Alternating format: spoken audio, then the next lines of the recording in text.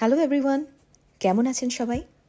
2024-এর এই প্রথম ব্লগটায় বং bridge in ব্যাঙ্গালোরের তরফ থেকে সবাইকে জানাই আন্তরিক শুভেচ্ছা। প্রত্যেক বছরের এই প্রথম দিনটায় আমরা অবশ্যই কোনো না কোনো মন্দিরে যাই।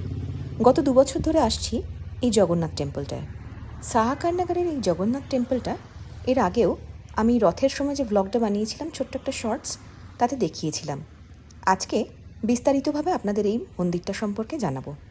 বেল্লারি রোড থেকে যে রোডটা কোডিগাহালের দিকে ঢুকছে, সেই রোডে প্রায় 1.5 কিলোমিটার মতন ভেতরে এসে ট্রায়ো স্কুলের একটু আগে বাঁ হাতে যে ছোট্ট গলিটা পড়ছে, সেই গলিটায় 200 মিটার মতন ভেতরে গেলেই এই মন্দিরটা রয়েছে। খুব বেশি বড় নয়, কিন্তু খুব সুন্দর এই মন্দিরটা।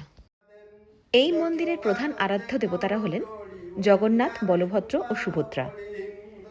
খানিকটা পুরীর মন্দিরের আদলেই মন্দিরটাকে বানানোর চেষ্টা করা হয়েছে, কিন্তু স্থান সংকুলান না হওয়াতে হয়তো পুরোটা ওরকম হয়নি, কিন্তু সত্যিই খুব মনোরম। প্রত্যেক 1 জানুয়ারিতেই দুপুরবেলা ডিভোটিসদের জন্য ভোগের ব্যবস্থা থাকে।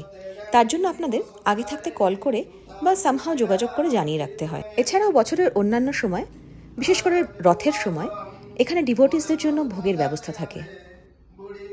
আমরা যখন এই মন্দিরে পৌঁছই তখন সবেমাত্র সন্ধ্যারতি শেষ হয়েছে, আর জগন্নাথ দেবের পাঠ তখনও চলছে। ঠিক বলে বোঝাতে পারবো না, কিন্তু মনে একটা অদ্ভুত শান্তির আবেশ পাচ্ছিলাম।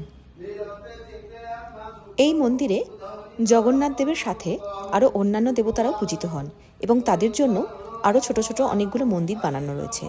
তার মধ্যে অন্যতম হলেন মা বিমলা। আপনারা নিশ্চয়ই পুরীর মন্দিরও লক্ষ্য করে থাকবেন যে মা বিমলার মন্দির রয়েছে, এবং জগন্নাথ দেবকে দর্শন করলে মা বিমলাকে দর্শন করাও আবশ্যক। ইনি হলেন এই মন্দিরের বিমলা দেবী। ইনি হলেন এই মন্দিরে পূজিতা মা দুর্গা। এই মন্দির প্রাঙ্গণেই সন্তোষী মায়ের একটা ছোট মন্দির আছে। প্রতিষ্ঠিত আছে শিবলিঙ্গ, এবং সেখানেও নিত্য পূজার আয়োজন আছে।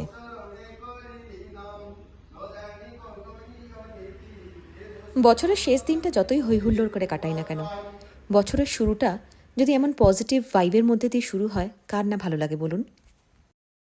আজকের ব্লগটা এখানেই শেষ করছি। কেমন লাগলো অবশ্যই কমেন্টের মাধ্যমে জানাবেন। লাইক করতে ভুলবেন না কিন্তু।